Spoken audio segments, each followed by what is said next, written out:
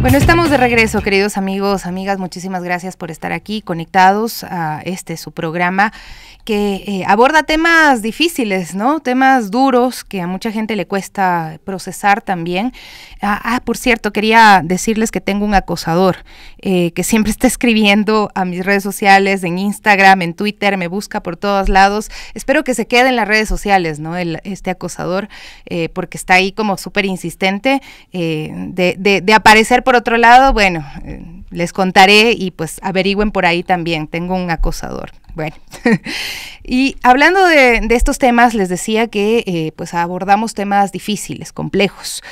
Un hecho de violencia sexual gravísimo como el ocurrido en Cayambe, ¿no? Que ha conmocionado a nuestro país. 5 hombres, 4 de ellos docentes de entre 28 y 32 años de edad, abusaron de 2 adolescentes en Cayambe.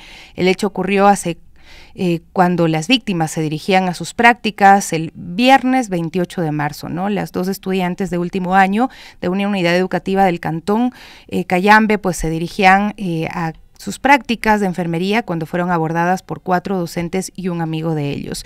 Este grupo de hombres las llevó a un lugar alejado donde les dieron una gaseosa y a partir de ese momento perdieron la conciencia. Luego las llevaron a la casa del amigo de los profesores y las obligaron a beber alcohol. En ese lugar empezó la pesadilla para las 2 jóvenes. Una de ellas relató que vio cómo arrastraban a su amiga a una de las habitaciones mientras intentaba huir. De inmediato la llevaron a la sala donde la despojaron de su ropa y abusaron también de ella. Las 2 jóvenes estuvieron en esa vivienda por más de 5 horas. Según detalló Sibel Martínez, directora del grupo Rescate Escolar, 2 de los 5 agresores intentaron luego armar una coartada al asegurarse de ser grabados por cámaras de seguridad en Cayambe y Tabacundo. Sin embargo, pues una de las adolescentes logró alertar a una amiga de las prácticas de enfermería mientras su familia y amigos la buscaban desesperadamente, ¿no? Los agresores, al percatarse de que la víctima envió un mensaje de texto, intentaron que recuperara la conciencia con agua, sal, café y luego le embarcaron en un vehículo hasta el lugar donde realizaban sus prácticas. En este inmueble se encontraron con un policía. Uno de los hombres, quien conducía el vehículo, huyó, mientras que otro se atrincheró con ellas en el auto. Una de las víctimas logró abrir la puerta y el agresor fue detenido en delito flagrante. Las adolescentes pues fueron llevadas a la unidad de policía comunitaria de Cayambe y luego a Quito.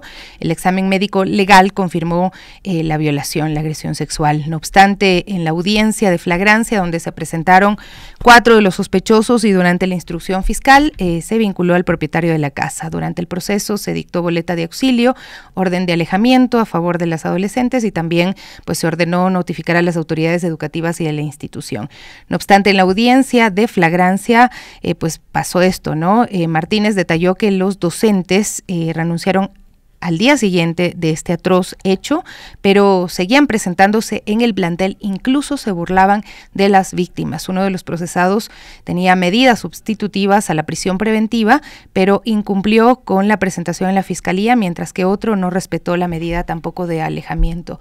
El proceso judicial pues avanza, pero organizaciones sociales, sus familiares están denunciando inconsistencias en el proceso y la falta de apoyo de las autoridades de la institución educativa.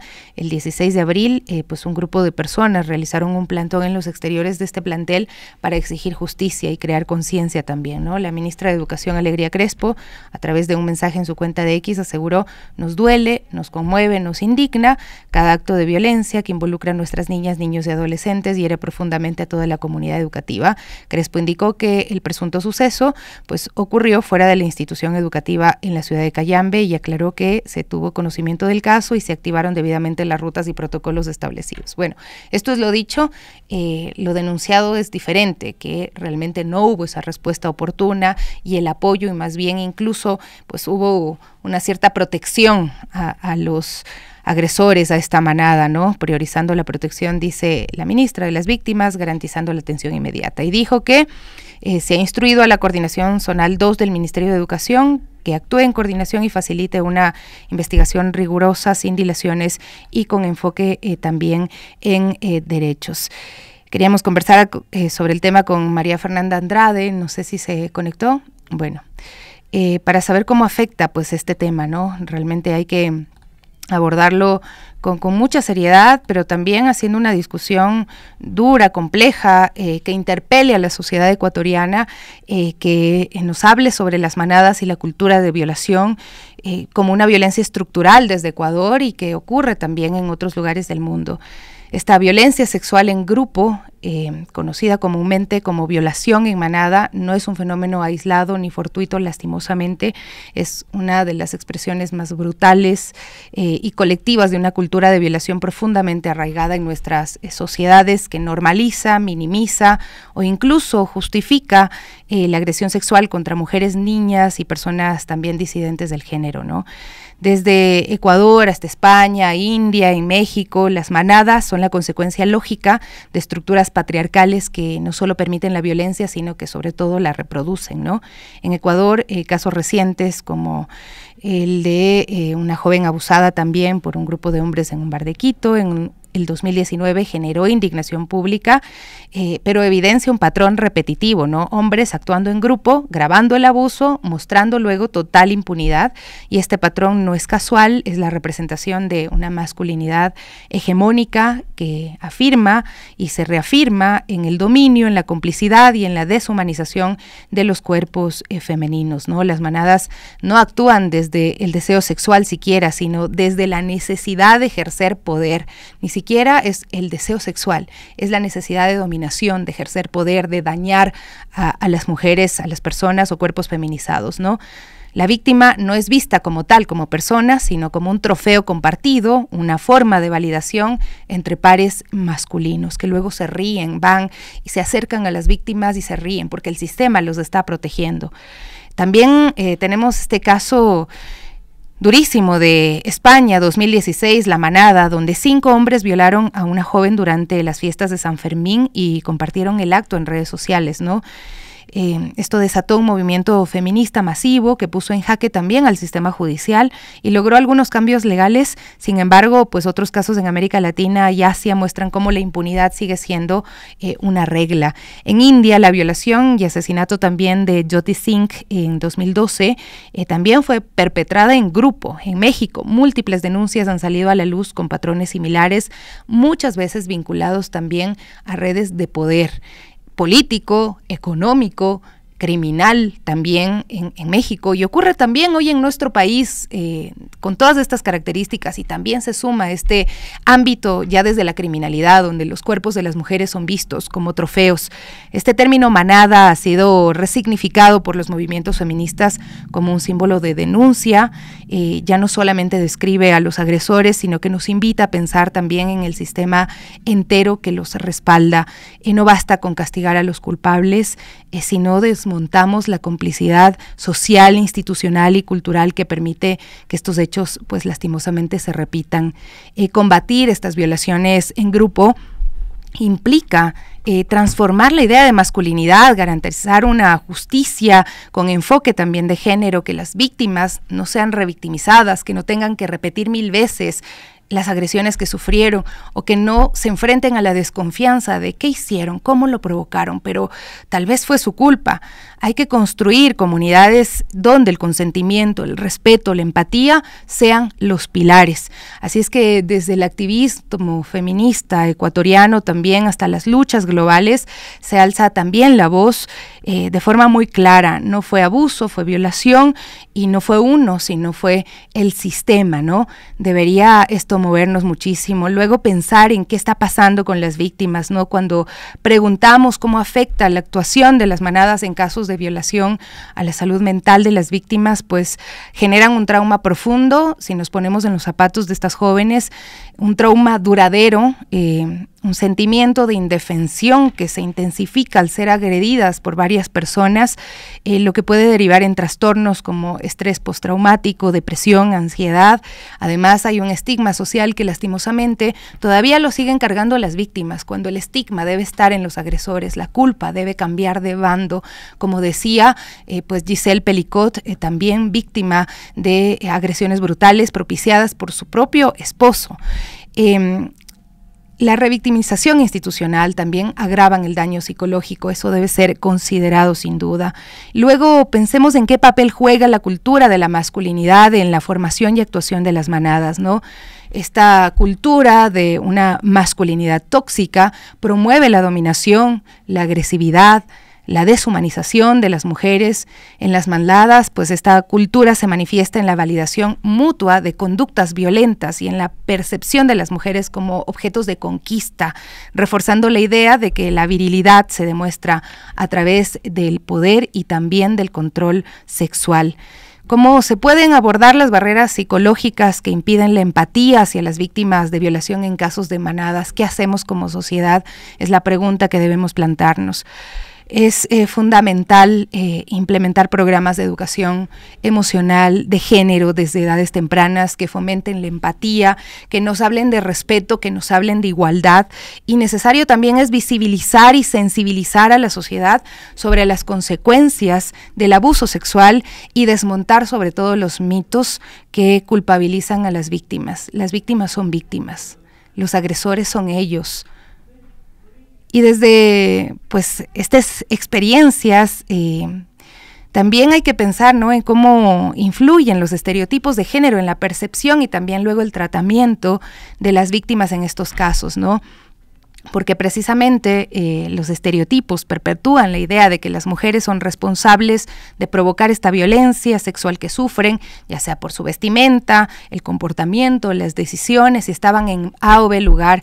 Y más de una vez hemos visto cómo niñas iban a su escuela con su mochila, sin hacer nada, sin provocar, entre comillas, e igual eran acosadas o eran víctimas incluso de hechos más atroces, ¿no? Esto lleva a cuestionar la credibilidad de las víctimas cuando estamos poniendo la culpa sobre ellas y a minimizar la gravedad de los hechos, dificultando así el acceso a la justicia y a una atención adecuada. Siempre pensemos, si yo fuera la víctima, si alguien que yo amo es la víctima, ¿cómo quisiéramos que sea tratada? También los agresores, ¿no? ¿Qué pasa con ellos? Ellos están experimentando desensibilización emocional, una falta de remordimiento, especialmente cuando sus acciones luego son respaldadas por su entorno, por sus comunidades. Dicen, pero es que no puede ser, imposible que esa persona haya cometido un acto de esa naturaleza, si es bonito, si es bonita, si es bonito sobre todo, ¿no? Sin embargo, pues en algunos casos pues pueden surgir sentimientos de culpa o conflicto interno, aunque esto no justifica ni minimiza la responsabilidad de sus actos. Es muy duro no pensar en los procesos de acompañamiento a víctimas y también desde la parte psicológica, pero también desde la parte legal y la recuperación, ¿no? Es esencial que las víctimas tengan un entorno seguro de apoyo donde se validen sus experiencias y emociones. La terapia psicológica especializada en trauma puede ayudar en su recuperación, porque todo eso pues va al inconsciente, ¿no? Y luego tanto las víctimas como los agresores pues están ahí con eso encima, ¿no? Con esa carga.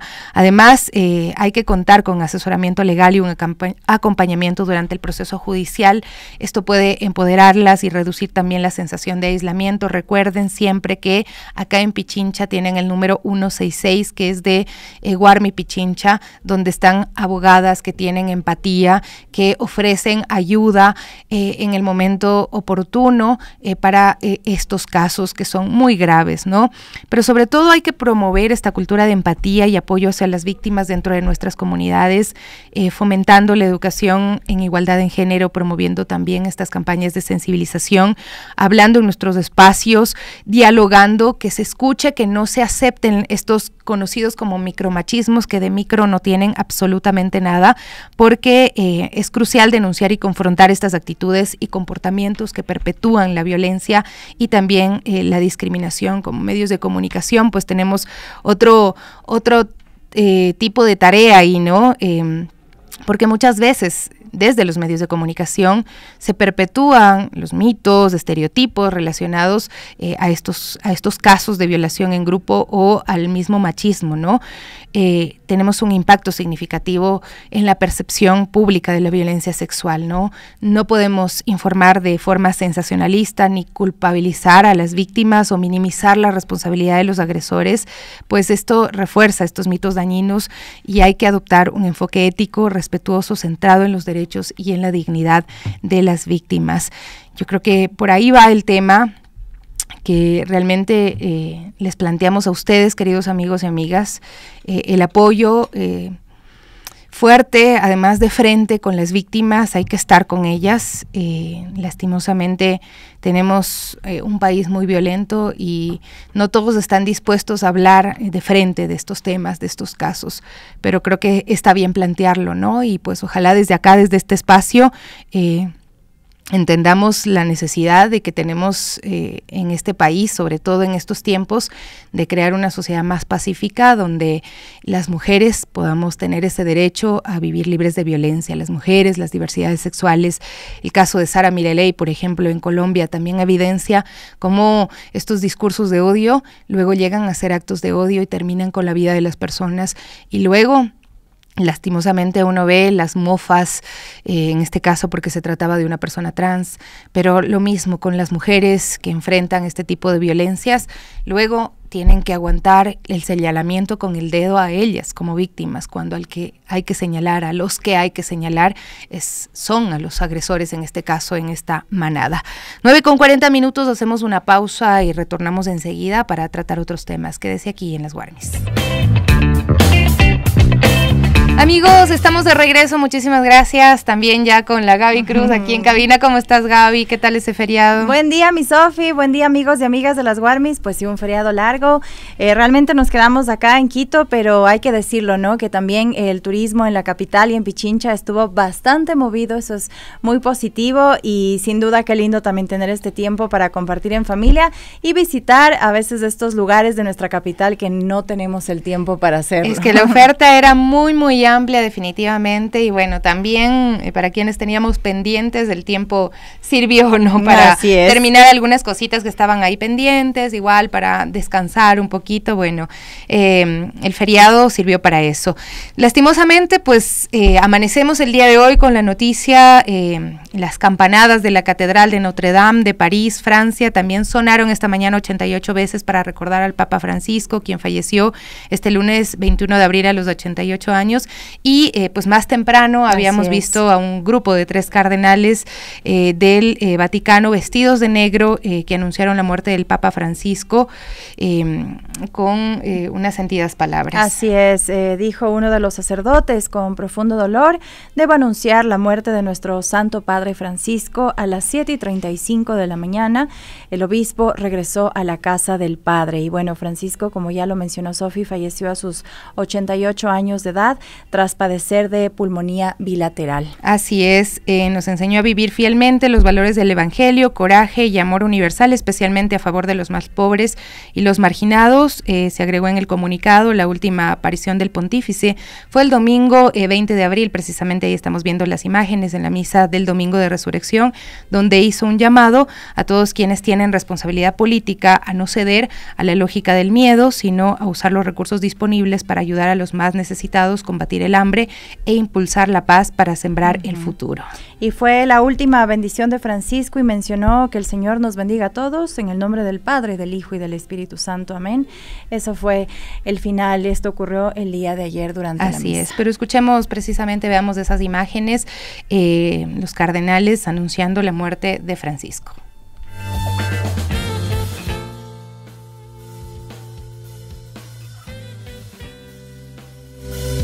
Carissimi fratelli e sorelle, con profondo dolore devo annunciare la morte del nostro Santo Padre Francesco.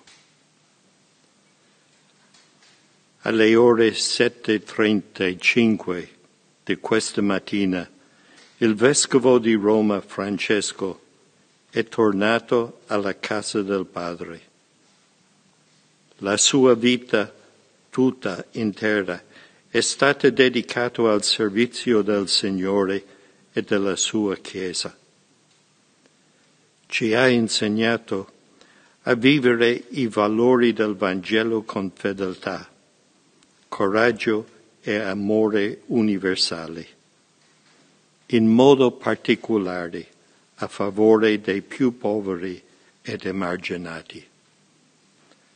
Con immensa gratitudine per il suo esempio di vero discepolo del Signore Gesù, raccomandiamo l'anima del Papa Francesco all'infinito amore misericordioso di Dio uno e trino. Bueno, ahí les compartimos precisamente cómo fue el anuncio de la muerte del padre del Papa Francisco, y como bien les decíamos también ahí están los videos en todo el mundo honrando. Ya estaban las campanas de la Catedral de Notre Dame de París, sonaron 88 veces, muchos mensajes desde el mundo entero que precisamente están enviando sus condolencias al mundo católico, ¿no? Y pues bueno, ya vamos a ver qué es lo que debe pasar, pero queremos recordar que el Papa Francisco fue hijo de inmigrantes italianos. Bergoglio estudió química antes de ser y elegir el sacerdocio. En 1958 ingresó a la Compañía de Jesús y se formó en filosofía en el Colegio de San José en San Miguel, esto en Argentina, y desde su infancia pues mostró sencillez en Buenos Aires, pasión por la lectura, una inclinación temprana por la fe. A los 19 años se enfrentó a una decisión crucial: asistir a un picnic con una joven que le gustaba o ir a misa, y optó por la iglesia, descubriendo así su vocación sacerdotal. Y bueno, su hermana María Elena Bergoglio recordaba su carácter jovial y también su devoción desde temprana edad. Era un chico normal, juguetón, bromista, como cualquier otro. Le encantaba reunirse con sus amigos en la parroquia San José de Flores, donde nació y fue bautizado. Esto afirmó en una entrevista a su hermana. Y en 1969 fue ordenado sacerdote. En 1973 se convirtió en provincial de los jesuitas en Argentina. Ya para 1992 Juan Pablo II lo designó obispo auxiliar de Buenos Aires, y en 1998 fue arzobispo y primado del país. Así es, desde este rol promovió la pastoral villera, formando sacerdotes comprometidos con las comunidades más humildes. En 2001 Juan Pablo II lo nombró cardenal. Se ha dicho que Francisco ha sido un papa austero, cercano a los más vulnerables. Siempre se destacó por su austeridad y compromiso con los más necesitados. Durante su tiempo como arzobispo de Buenos Aires era común verlo utilizar transporte público, rechazar también los lujos eclesiásticos. Y ya como papa pues ha mantenido ese estilo y también promovido la ayuda a los más empobrecidos, así como fue también sus últimas palabras. Vamos a ver este video donde recopilamos pues precisamente la vida del Papa Francisco.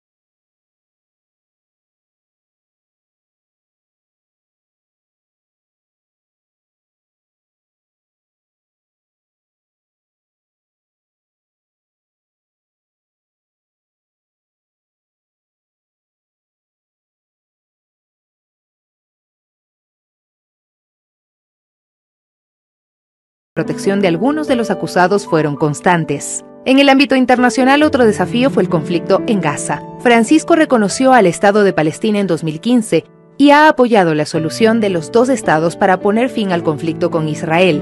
En 2024 condenó los ataques israelíes en Gaza y pidió una investigación internacional sobre los hechos. Pienso en Gaza, en los niños ametrallados, expresó el líder católico. Hoy, tras su partida, el Papa Francisco nos deja un mensaje claro: vivir con humildad, cuidar el planeta y, sobre todo, ser compasivos con el prójimo. Para Radio Pichincha, Sofía Montoya.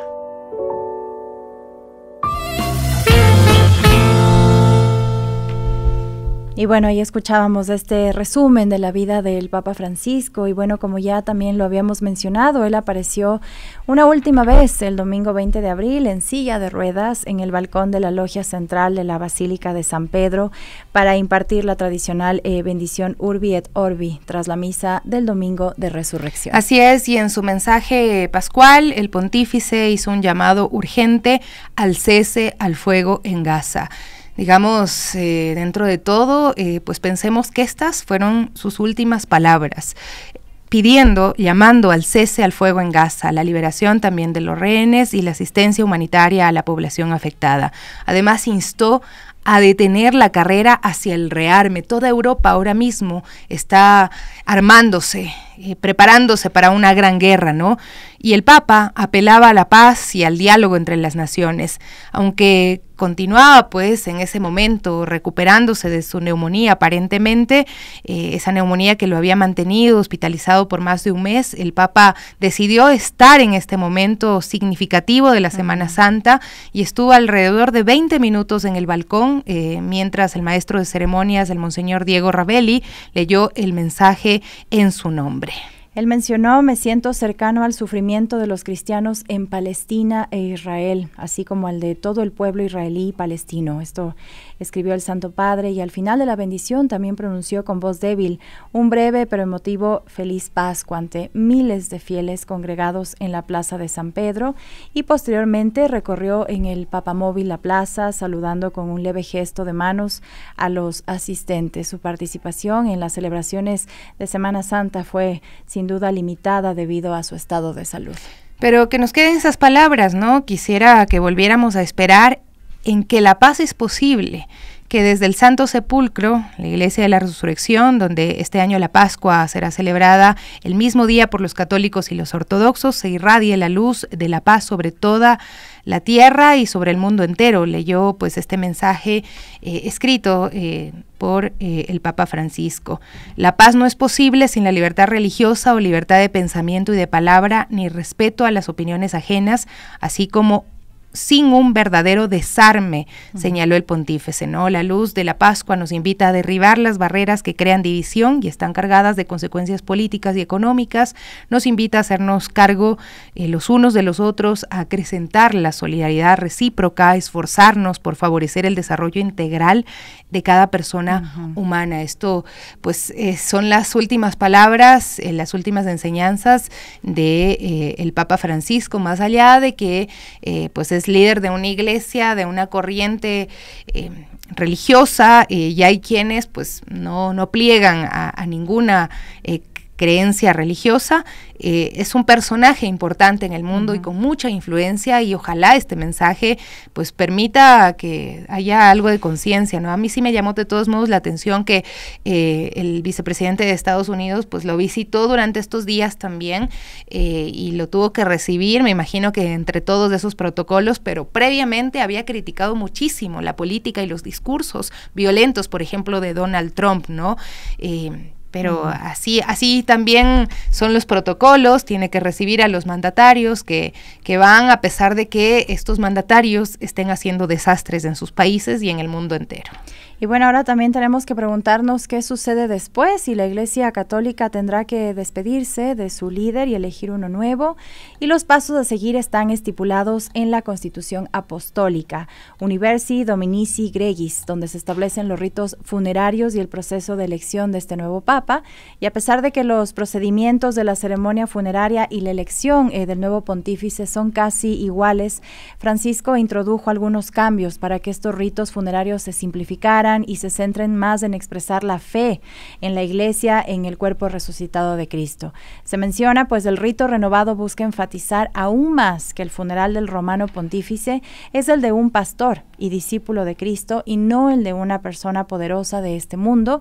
Eso explicó el arzobispo Diego Ravelli, maestro de ceremonias apostólicas. ¿Qué cambios tendrá el funeral del Papa Francisco? Pues estas modificaciones fueron establecidas por el difunto Papa en abril de 2024, cuando se aprobó una edición actualizada del libro litúrgico para los ritos funerales. Así, su segunda edición introduce varios elementos nuevos, como que la constatación del fallecimiento se lleve a cabo en la capilla y no en la habitación donde se produce la muerte. Además, Francisco eliminó el velatorio privado que se llevaba a cabo en el Palacio Apostólico, al que acudían de manera privada miembros de la jerarquía eclesiástica y altos funcionarios italianos. También suprimió el pedestal donde reposaban los cuerpos de sus predecesores durante el velatorio público. Y de igual modo, mientras que los papas anteriores eran colocados en el interior de 3 ataúdes, uno dentro de otro, el primero de ciprés, el segundo de plomo y el último de olmo, Francisco dispuso un único féretro de madera y forrado de zinc.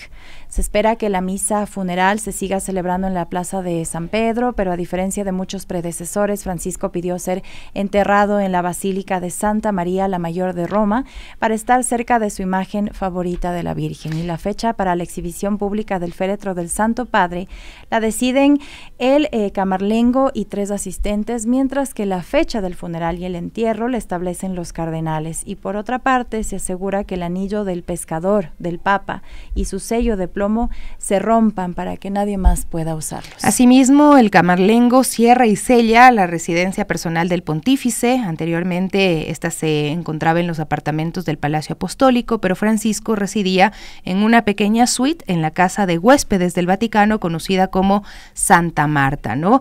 4 y 6 días de funeral. Normalmente el funeral papal se celebra en la Plaza de San Pedro entre 4 y 6 días después del fallecimiento. Los ritos de duelo en general duran 9 días. Y entre 15 y 20 días después de la muerte del Papa se convocará el cónclave, esta reunión de cardenales con el propósito de elegir un nuevo sumo pontífice por una mayoría de 2/3. Esto es lo que se espera que ocurra en estos días desde el Vaticano. Así es, aquí y en nuestra web también en www.radiopichincha.com tenemos algunas explicaciones esenciales sobre esta práctica, uno de los procesos electorales más antiguos y más herméticos también del mundo, ¿no? ¿Quién participa en el cónclave? Es una de las principales preguntas. Así es, bueno, unos 138 cardenales eran menores de 80 años en el momento del cónclave que eligió al Papa Francisco, por lo que son elegibles para participar en el próximo. Sin embargo, se desconoce si todos podrán estar presentes. Solo los cardenales menores de 80 años pueden participar, aunque también los más ancianos pueden asistir a las sesiones diarias a puerta cerrada que se organizan antes de la elección, llamadas congregaciones generales, donde los prelados discuten estos desafíos que enfrenta la Iglesia. La persona elegida como papa no tiene que ser necesariamente uno de los cardenales electores, aunque en la práctica siempre ha sido así, ¿no? Los cardenales electores proceden de 71 países frente a los 48 representados en 2013 cuando fue elegido Francisco.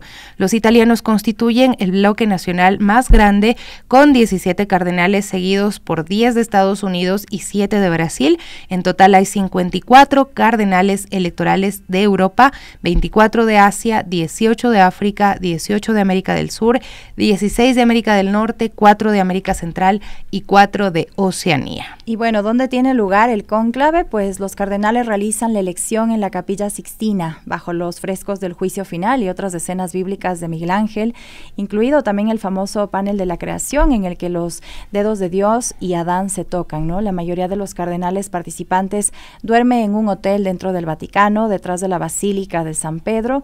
No tienen derecho a comunicarse con el mundo exterior, sin teléfonos, sin televisión, internet y periódicos durante ese periodo de tiempo. Así es, bueno, la palabra cónclave, de latín cum clave, con llave, remonta a la prolongada elección de Celestino IX en 1241, cuando los cardenales fueron encerrados en un palacio en ruinas. Un cónclave en el siglo XIII llegó a durar 2 años, 9 meses y 2 días, ¿no? La duración media de los últimos 10 cónclaves fue de 3 días. El último, que eligió al Papa Francisco en 2013, duró solo 2 días y tuvo 5 rondas de votación. Ahora, ¿cómo funciona la votación? Excepto el primer día, cuando solo se realiza una votación, los cardenales celebran 2 rondas de votación al día hasta que un candidato obtenga una mayoría de 2/3 más 1. Todos los participantes están obligados a mantener en secreto el voto.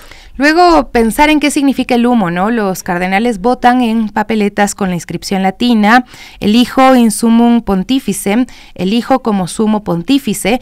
Las papeletas se recogen y se queman al final de las sesiones matutina y vespertina, y el humo sale por una chimenea improvisada sobre la Capilla Sixtina. El humo negro indica que no se ha alcanzado un acuerdo, mientras que el humo blanco señala al mundo exterior que un nuevo papa ha sido elegido.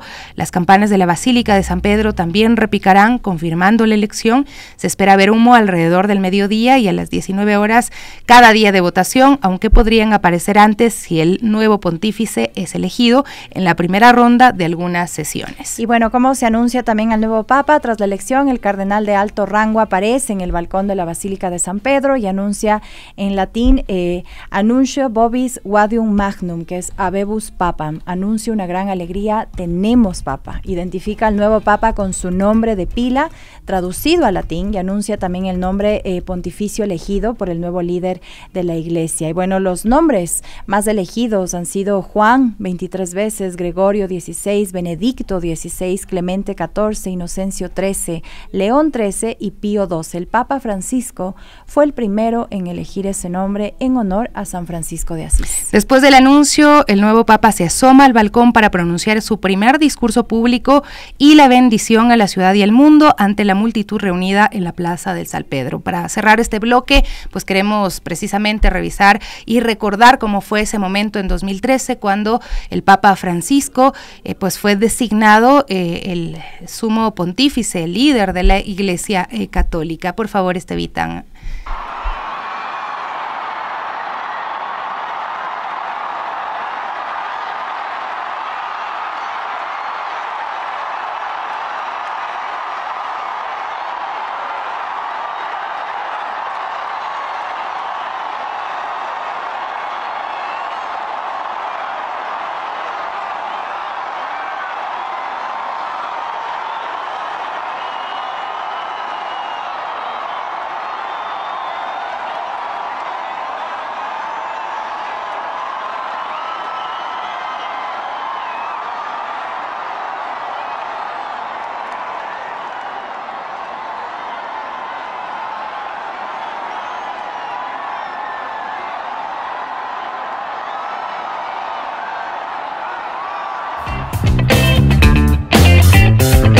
Estamos de regreso, Gaby, para hablar también de uno de los temas importantísimos que creo que el Papa Francisco lo mencionó en Laudato Si y siempre insistía en el cuidado del medio ambiente, ¿no?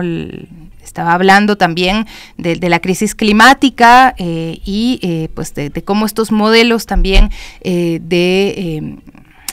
no sé, segregación también terminan impactando siempre a los mismos, a los más necesitados. Así es que hoy queremos hablar un poco de ese tema, de la sostenibilidad, así es que vamos a abordarlo ya con nuestro invitado. Así es, y bueno, la sostenibilidad ya dejó de ser una opción para convertirse en una necesidad urgente y esta responsabilidad compartida, y en este contexto, los días 23 y 24 de abril, Quito será el epicentro de la acción ambiental durante la Cumbre de Sostenibilidad 2025, este evento que reunirá a más de 15,000 participantes, y entre las iniciativas protagonistas estarán la Siembratón, que ya suma más de 3.3 millones de árboles sembrados en todo nuestro país, la Reciclatón, que promueve la economía circular con 96 toneladas de material reciclado, y la Minga Mundial por el Ambiente, esta movilización juvenil de escala internacional. Sí, es que bueno, hoy nos acompaña el doctor Pablo Ponce, fundador también del Siembratón y el Reciclatón en Ecuador. Bienvenido, gracias por acompañarnos. Bueno, empecemos por ahí, ¿no? En su experiencia, ¿cuáles son los principales desafíos que enfrenta nuestro país en materia de sostenibilidad y cómo se pueden abordar desde la sociedad civil, desde el sector privado, desde la educación? Bueno, un saludo cariñoso a las Guarmis, a los radioescuchas, y claro, con una pena todo el mundo está de luto por la muerte de ese gran Papa. Papa Francisco nos dejó una lección de humildad, una lección de entrega por los hombres y mujeres de todo el planeta, por la unidad, sobre todo, por la solidaridad. Y él decía, el mundo está enfermo, el mundo necesita que todos, como cuando una persona está enferma, la cuidemos. La contaminación que nosotros hemos realizado al mundo entero, si no nos unimos en un solo puño, en una sola minga, va a ser tarde para el día de mañana. Él en muchos de sus mensajes habla sobre la tierra, sobre lo que es la casa grande. Él decía precisamente que el planeta es la casa grande, y al igual que una casa, todos somos familia y debemos cuidarla. Así que es una gran pérdida para toda la humanidad el fallecimiento de este gran hombre, al margen de que represente a la Iglesia Católica o no, un gran hombre que deja enseñanzas para toda la humanidad, para todas las religiones, y es una muestra de lo que significa cuando uno piensa en unidad. Cuando uno piensa en unidad, que es lo que necesitamos los ecuatorianos hoy más que nunca, digo, solo así podemos salir adelante.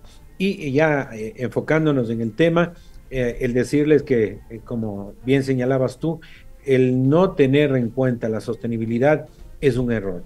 La sostenibilidad hoy es un imperativo, es una obligación que todos y cada uno debemos apoyar. El tema de pensar qué es la sostenibilidad para que todos entendamos, es que cada acción diaria, por ejemplo, el ducharte en vez de 10 minutos, 5 minutos, tú estás ahorrando miles de litros de agua al año. El hecho de que tú seas responsable con la luz eléctrica, con el agua potable, o el no contaminar al planeta, y pensar que las acciones tuyas van a incidir en tus hijos y en los hijos de tus hijos, eso es realmente la sostenibilidad. Y hoy, efectivamente, vemos las consecuencias de un cambio climático dramático. Hemos visto esas inundaciones brutales en todo el territorio nacional, o esas sequías impresionantes, o cuando hay los incendios que hace poquitos meses vivió el país. Sabemos que estamos ante una catástrofe mundial, ante consecuencias impresionantes. Nunca antes, ojo, el año anterior fue el año que mayor cantidad de incendios hubo en el mundo, y se quemaron literalmente millones de hectáreas. Cuando realmente nosotros sembramos vida, que para nosotros es a través de la Siembratón, sembrar vida, sabemos lo difícil que es sembrar un arbolito. Imagínate lo que significa que hayan muerto o se hayan quemado no menos de 300 millones. O sea, es una locura lo que ha pasado. Sin embargo, ¿qué es lo que nosotros debemos hacer como ciudadanos responsables? Unir esfuerzos. Y hoy también hay buenas noticias. Esto que empezó con la siembra de un árbol, hoy es un proyecto nacional a través de una firma con el Ministerio de Educación, para que todas las escuelas, todos los colegios del país, que en número son alrededor de 15.900 colegios y escuelas del sistema educativo nacional, estoy diciendo. Públicas y privadas. Públicas y privadas, efectivamente, podamos tener como una opción concreta el sembrar y el reciclar. Estas dos acciones se han juntado para que sean agentes de cambio los niños, los adolescentes dentro de nuestra comunidad, dentro de nuestra sociedad. Y claro, esto permite realmente que nosotros podamos mejorar o incidir en estas cantidades, por ejemplo, cortas de reciclaje. El país recicla apenas del 4%. Imagínate lo que significa apenas del 4%. ¿Qué es lo que intentamos? Que a través de estas iniciativas de reciclaje podamos ir subiendo cada año puntos, ya no son el 4, va a ser el 5, el 6, el 7%, y así sucesivamente, de productos reciclados en el país. ¿Qué estamos reciclando en los colegios y escuelas? lo que es el PET, lo que es el cartón, lo que es el papel, lo que es igualmente el vidrio, lo que es realmente los equipos tecnológicos en desuso, y a través de eso, ¿qué se logra? Que algo que es importante, las empresas comunitarias de base que reciclan, en su mayoría son jefas, madres de hogar, y que gracias a lo que recogen los desechos pueden vivir, e inclusive daban testimonio algunas de ellas que sus hijos ya son universitarios, que han cambiado la vida misma de su familia gracias a los desechos sólidos, a lo que nosotros comúnmente llamamos basura. Para ellas es una forma de vida. Y claro, estas recicladoras de base, que en número en Quito son más de 200 organizaciones, ya permiten un número importante también de reciclaje. Pero hay otras empresas que lo que hacen es procesar, por ejemplo, si nos enfocamos en el PET, y eso sirve para volver a utilizar en un segundo uso el tema de botellas, por ejemplo, botellas PET, o darles inclusive un tercer uso. Eso promueve definitivamente una economía circular, eso apoya al planeta increíblemente. Ustedes saben que el mayor contaminante del mundo ahora es el plástico. Y el Ecuador, el presidente, ojo, de lo que es la Organización de Naciones Unidas para detener lo que es el consumo de plástico. Hoy ostentamos la presidencia. Eso pasó en la COP 29 en Dubái, donde nos invitaron a participar, y hoy tenemos ese gran reto de cómo hacer posible que bajemos la contaminación, no solo en el continente, sino también en nuestras bellas Islas Galápagos, que están tremendamente contaminadas. Entonces, ¿qué busca esta cumbre de sostenibilidad? Crear conciencia. Vamos a reunirnos más de 200 organizaciones, entre públicas y privadas, organizaciones de la sociedad civil, para reflexionar sobre aquellos proyectos que son exitosos en lo que es la sostenibilidad, pero también aquellos que han sido fracaso y que no los volvamos a repetir. Así que vamos a tener un encuentro gigantesco, son más de 15,000 personas las inscritas ya a la fecha para poder participar este día miércoles y el día jueves a partir de las 9 horas hasta las 6 p.m. En lo que es ese bello centro de convenciones Bicentenario, donde, como digo, vamos a tener la posibilidad de aquellos que nos visiten ver cómo hemos alcanzado las distintas organizaciones un nivel de sostenibilidad interesante, y que muchos de esos proyectos puedan replicarse no solo a nivel local, sino a escala nacional y mundial. Y en eso les tengo también otra buena noticia. Firmamos el Colegio Johannes Kepler y la presidenta mundial del Club Rotary Internacional un convenio en el cual tanto lo que es el reciclaje cuanto la siembra de árboles hoy es a escala mundial. El día 26 de abril, el sábado 26 de abril, vamos a tener una minga mundial. Hasta este momento hay más de 20 países inscritos que van a participar en una minga global, donde ese día se va a sembrar y se va a reciclar, se va a recoger todo lo que son desechos de playas, de ríos, de lagos, de la ciudad, de espacios públicos, para definitivamente dar un mensaje al mundo entero de que unidos podemos parar el cambio climático, que unidos realmente podemos lograr cosas impensables. Así que es, digo, una gran noticia en homenaje a ese gran hombre, el Papa Francisco, que amaba tanto la naturaleza, al ser humano como tal, y que siempre habló de cuidar a nuestra casa común, que es la tierra. Pablo, y sin duda, bueno, también el apoyo y las iniciativas en el sector privado y público es muy importante en el tema de sostenibilidad, pero también hemos visto que nuestro país ha enfrentado pues una de las peores sequías en más de 6 décadas. Esto provocó apagones, escasez de agua, también afectaciones a la agricultura, y por el otro lado también estos incendios forestales, ¿no?, que arrasaron más de 39,000 hectáreas, esto solo el año pasado, afectando ecosistemas clave. Esto lo vimos también en varios puntos de nuestro país. Y bueno, desde su experiencia, ¿cómo evalúa también la respuesta del país ante estas crisis? ¿Qué medidas urgentes deberían considerarse necesarias? Y también, ¿qué estrategias proponer? Por ejemplo, ustedes tienen el tema del siembratón, ¿y qué otro tipo de estrategias proponer para prevenir y restaurar todas estas áreas críticas? Uno de los temas importantes es crear conciencia, lo más importante es crear conciencia. No tiene sentido proyectos sean de restauración ecosistémica, de reforestación o de reciclaje, si tú no apoyas con la base que es la educación. Sin educación no hay transformación. Precisamente hemos unido nuestros esfuerzos con Arcandina, ¿no es cierto? Algunos de nosotros sabemos lo que fue Arcandina, hoy está remozado con sus personajes y nosotros como Colegio Johannes Kepler nos hemos vuelto expertos en lo que es educación sostenible. Hoy nuestra malla curricular es parte de la malla curricular de todo el sistema educativo nacional en lo que es sostenibilidad. Antes era impensado que hablen del tema de sostenibilidad colegios urbanos, peor colegios rurales. No estoy menoscabando, al contrario, creo que nosotros, la parte urbana, estamos en deuda con la parte rural respecto de muchos aspectos. Uno de esos aspectos es precisamente la capacitación en lo que es la sostenibilidad.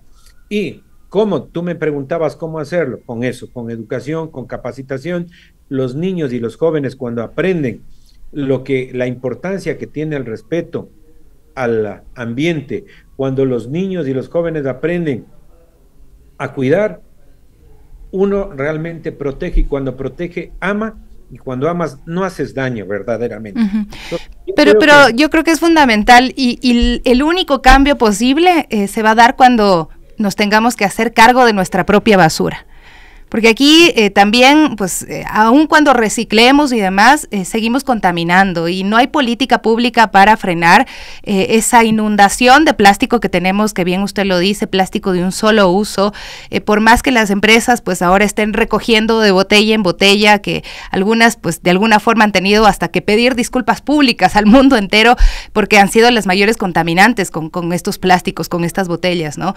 Pero si nosotros no nos hacemos cargo de nuestra propia basura, si no pensamos en a dónde está yendo nuestra basura, si no dejamos de usar tanta ropa de fast fashion que se produce para que se dañe en 3 meses y luego va a parar en los ríos, acá en nuestro país o en muchos otros países, tenemos en Chile, por ejemplo, pues cubierta mucho territorio con ropa que llega, digamos, mientras no nos hagamos cargo de nuestra basura y no haya política pública que tampoco nos haga que, pues, precisamente nos responsabilicemos, no va a pasar nada. No sé ahí cuál usted cree que son las políticas públicas que serían prioritarias para fortalecer también esta necesidad de cuidar el ambiente y de dejar de contaminar tanto, de dejar de producir tanta basura.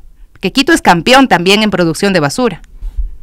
Correcto, más de 2.200 toneladas diarias de basura produce Quito, el 70% es orgánico. Imagínate que mucho de eso puede ser compost. Es más, nosotros en el colegio damos alimentación a 750 personas. Todo lo que consumimos nosotros llevamos a biodigestores y composteras para que se recicle y que ese abono o ese bioabono que produce los biodigestores puedan servir para alimentar nuevamente nuestros huertos, todo lo que significa nuestros árboles frutales. Y esa economía circular es la beneficiosa para todos, lo que tú señalas. Mira, si no hay una conciencia clara de lo que es un consumidor responsable, no vamos a lograr absolutamente nada. Nosotros hemos logrado en el colegio basura cero consumo de plástico. Todo lo que nosotros tenemos es en vidrio o cada uno, parte de la indumentaria, parte del uniforme que tiene, es el tomatodo recargable. O sea, aquí es impensado que veas una botella PET, ¿sí? Entonces, es concientizar, y estos chicos conscientes educan a la familia. Es impresionante cómo un niño que está educado en el tema ambiental o un adolescente impiden en su casa, por ejemplo, que todos los desperdicios los botes en una sola funda, sino que ya haces la clasificación en fuente. Entonces, tienes una fundita para todo lo que significan plásticos y la otra para lo que es realmente los desechos orgánicos. Al menos así, tú estás ayudando increíblemente. Hablábamos de la recicladora base, al menos que vayan y no estén escarbando en la basura y que ya tengas, ¿no es cierto?, una fundita con lo que son los PET y otra con los orgánicos. y poco a poco vas viendo igualmente todo lo que significa cartón, papel y clasificando adecuadamente. Esto es un proceso de educación continua. A mí me encantaría que los medios de comunicación, ustedes sí lo hacen muchísimo y felicito más bien porque son parte de nuestro proyecto. La prefectura nos apoya con árboles, nos han apoyado igualmente con brigadas. Digo, me encantaría que todos los medios de comunicación tengan un espacio semanal en cuanto a lo que significa la sostenibilidad, en cuanto a lo que significa el ser responsables como consumidores responsables. Pero esto no se logra de la noche a la mañana.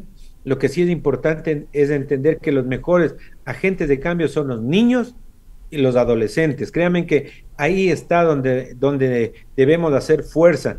Un niño, un adolescente que tiene conciencia no deja que en su hogar puedan haber, digamos, formas de contaminación agresivas como lamentablemente las hemos tenido. Así que estamos muy positivos en el hecho de esta unión en educomunicación ambiental que estamos haciendo, productos nuevos, tutoriales, el que podamos llegar a los niños desde las tempranas edades para enseñarles y que ellos a su vez enseñen en sus familias a poder ser realmente consumidores responsables. La educación. Si tú me dices cómo, solo a través de la educación. No hay ningún factor que pueda ser más trascendente en la humanidad que la educación. Esa es la clave, educarnos. Perfecto, muchísimas gracias. Pablo Ponce, fundador de Siembratón, Reciclatón en Ecuador. Y bueno, hablábamos acerca de la importancia de la sostenibilidad clave hoy en día, la respuesta a la crisis que vivimos ambiental en nuestro planeta. Y bueno, y también hablábamos de la Cumbre de Sostenibilidad 2025 que se realizará los días 23 y 24 de abril en nuestra capital. Y con esto ya nos despedimos, queridos amigos, amigas. Nada más mencionarles que estén alertas, que a partir del día de hoy la Ruta Viva, principal vía de conexión entre Quito y el aeropuerto Mariscal Sucre, será sometida a trabajos de mantenimiento por un periodo de 120 días para que pues tomen las precauciones. La intervención a cargo del municipio abarcará 13.5 kilómetros de la vía y se dividirá en 2 fases de 60 días cada una, ¿no? Así es, bueno, la primera fase será del 21 de abril al 20 de junio y la segunda del 21 de junio al 20 de agosto, así que bueno, estar muy pendientes de esta zona que estará en trabajos viales. Nos vamos, un abrazo fuerte y feliz semana. Aquí estamos las Guardias.